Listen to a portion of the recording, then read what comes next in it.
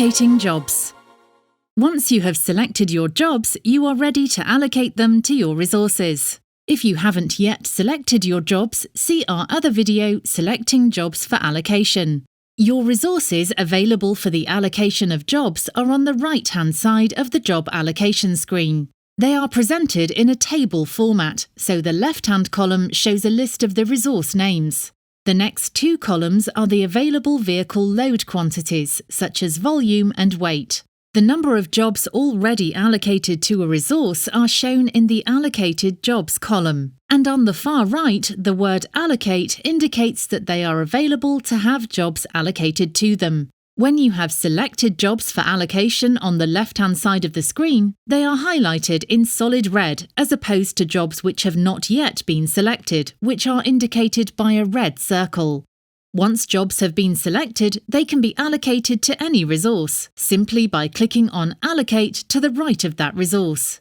As you allocate jobs to resources, you will notice that they disappear from the map, and the quantities shown in the resources table will increase. You can continue to allocate jobs to a resource until the quantity limits are reached.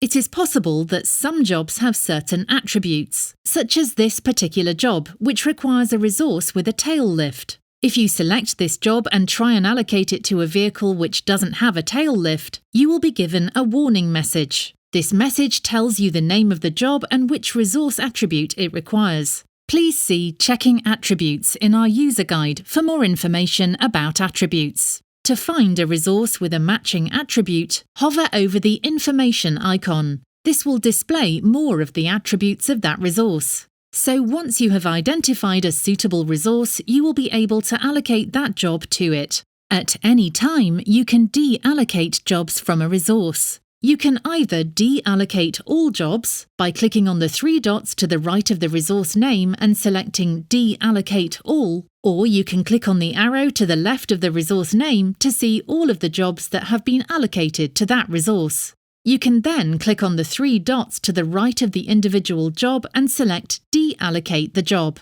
It will be removed from the resource and sent back to the map for reallocation. You can continue this allocation process until all of your jobs are allocated, or at any time you can optimize your jobs or finish your allocations. These topics are covered in our other videos. This video is intended to provide a high-level overview of jobs allocation. For more detailed information on advanced features, including multi-shifting, pre-allocating jobs and time windows, please consult the user guide.